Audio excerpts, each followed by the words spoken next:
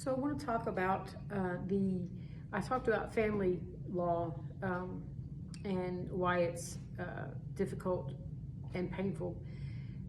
And I don't want to go into the details of my particular situation, but I will go into the details of the process and what's happened as a result of me trying to fix my family situation.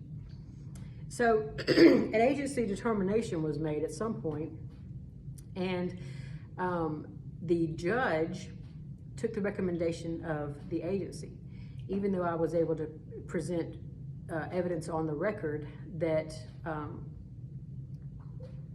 said the exact opposite. So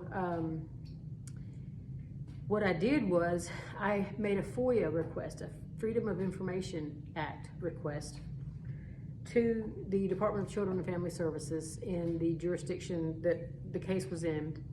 And the answer that I got back was, I'm not entitled to those records. So I sent them a copy of the law that says that I am entitled to a copy of those records. They responded to me that they had had their agency attorney go over that law, and he interpreted it in a way that said I am not entitled to those records. What the law said is that if I was under investigation as a parent, I'm not entitled to the private records. I'm not under investigation. The case has been closed.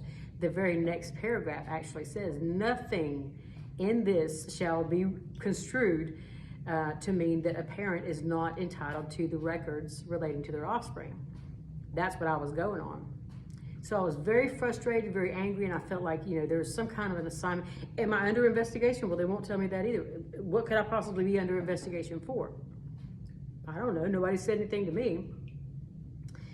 They have to be hiding something. That's got to be, that's all that there could be. They're hiding something.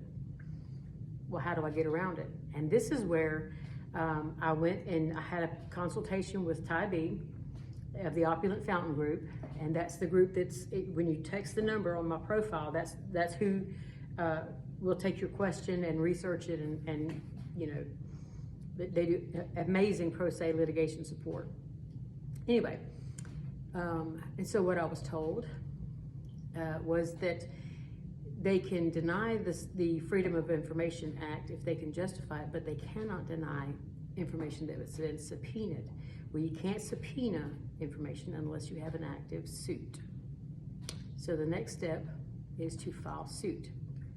And I will get the agency records, and I will be able to show, because 9 times out of 10, these agencies are making decisions based on their fiscal goals. Fiscal goals means their financial goals. They get federal matching funds every time they take a child from a home and cause them to be a ward of the state.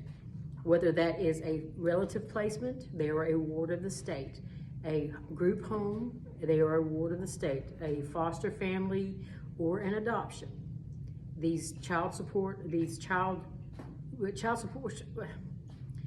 protection agencies, child support agency, family services, children and family services, health and human services, they get federal matching funds under Title IV of the federal code.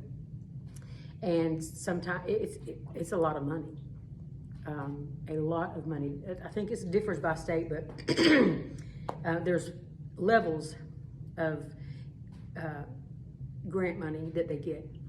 And if they don't meet a certain quota of children removed from homes and placed with who the fuck ever, they go down to the next level and only receive that amount of money.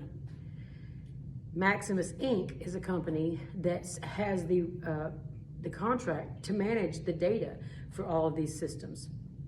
And in the contract, on page 46 of the contract for the Health and Human Services federal agency, the federal agency is over the state agencies. On page 46, it lays out the fact that the agencies shall use means to maximize federal funding. That's why they named the company Maximus Inc., I guess. And so the agency's job is to remove their job is to find reasons to remove people's kids. And the judges, and I do my fingers in quotes for a very specific reason, the judges in family court, they take the recommendation of the agency, and most of the time they rule with the agency recommendations. Here's the thing, and here's where the fraud is it's so deceptive and so insidious that it needs to be completely dismantled. Family court is not a court. And if you call the office of the administrative offices of the courts in whatever state you're in and ask them, is family court an administrative proceeding? They will tell you it is an administrative proceeding. Well, in an administrative proceeding, you have something called Hausberry's Law. Hausberry's Law states that the administrator, if you walk into a courtroom and you see someone behind the bench, you think it's a judge and they have the honorable judge whatever, that's because they were elected as a judge. But in an administrative proceeding, they're not acting in a judicial capacity. They are only acting in administrative capacity, which means they can't hear testimony. They can't see evidence. They can't evaluate testimony and evidence. So what are they doing? Their job is literally to take the recommendation of the agency and enforce it. And that's why people are losing their kids. That's why people are having their families torn apart. That's why kids are going to group homes and being abused. That's why the largest human trafficking network in the world is the United States family court system.